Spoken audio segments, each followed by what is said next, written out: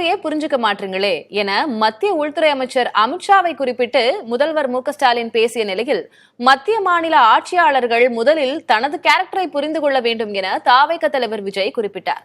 Character குறித்து இருவரும் பேசியதை வினை எதிர்வினை பகுதியில் பார்க்கலாம். பிஜேபிக்கு எதிராக ஐடியாலஜிக்கல் ஃபைட் பண்ணிக்கிட்டு இருக்கக்கூடிய ஒரே மாநில கட்சி நம்முடைய திமுக தான். அவங்களால வெற்றி கொள்ள முடியாதது நம்முடைய தமிழ்நாட்டை மட்டும்தான். அதனால்தான் அமித்ஷா போன்றவருக்கு நம்ம மேல எரிச்சல். பேசினாங்கல்ல, அண்மையில கூட என்ன பேசினார் அவரு? பீகாரை ஜெயிச்சிட்டோம், அடுத்து டார்கெட் தமிழ்நாடு தான் சொல்றாரு. மாண்புமிகு அமித்ஷா அவர்களே, நீங்க இல்ல, உங்க சங்கி படையே கூட்டிக்கிட்டு வந்தாலும் உங்களால் ஒண்ணும் இங்க பண்ண முடியாது. இது தமிழ்நாடு, இது தமிழ்நாடு. எங்களுடைய கேரக்டரையே புரிஞ்சிக்க மாட்டீங்களா?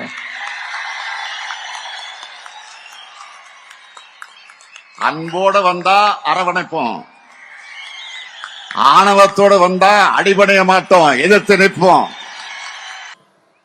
இப்ப ரீசெண்டா ஒரு இடத்துல நம்ம சிஎம் சார் அவர்கள் பேசும்போது சொன்னாங்க, என் கேரக்டரையே புரிஞ்சுக்க மாட்டேங்கிறேன்.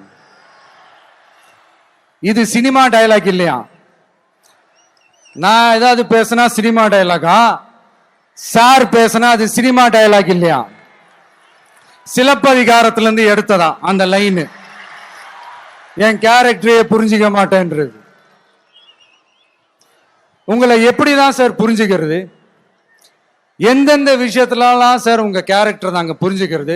அதையும் நீங்களே சொல்லிட்டீங்கன்னா கொஞ்சம் நல்லா இருக்கும் சார். சட்டம் ஒழுங்குல நாடே சந்தி சிரிக்குது, அதுலயா? பெண்கள் பாதுகாப்புல நாடே சந்தி சிரிக்குது, அதுலயா? பொய் வாக்குறுதிகளா கொடுத்து ஏமாத்தி ஆட்சிக்கு வந்தீங்களே, அதுலயா? எதுலதான் சார் உங்க கேரக்டர் நாங்க புரிஞ்சுக்கிறது? ஆனா ஒண்ணு, தமிழ்நாட்டுல ஆட்சி செய்யற நீங்களும் சரி, ஒன்றியத்துல ஆட்சி செய்யறவங்களும் சரி, நீங்க ரெண்டு பேரும் முதல்ல என்னோட கேரக்டரை புரிஞ்சுக்கணும் சார். என்னோட கேரக்டர்னு சொன்னது நம்ம மக்களோட கேரக்டரை. 2026 சட்டமன்ற தேர்தலோட அந்த கேரக்டரே கொஞ்சம் வேற மாதிரி சார். அத கொஞ்சம் தயவு செஞ்சு நீங்க புரிஞ்சுக்கணும் சார். புரிஞ்சுக்கலன்னா மக்களே உங்களுக்கு புரிய வைப்பாங்க சார். கான்பிடென்டா இருங்க சார், நல்லதே நடக்கும் சார்.